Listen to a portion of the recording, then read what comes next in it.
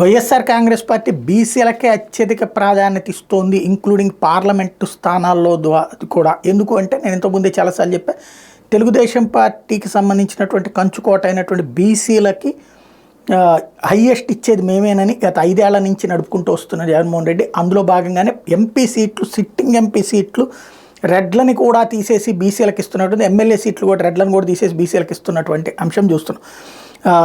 ఇప్పుడు చూస్తే తాజాగా ఏదైతే కర్నూలు లోక్సభ నియోజకవర్గానికి ఆల్రెడీ బీసీగా ఉన్నటువంటి ఆ బీసీ ఎంపీని తీసేసి ఇంకొక బీసీకి ఇచ్చారు, రామయ్యకి ఇచ్చారు కర్నూలు మేయర్కి ఎంపీ సీటు.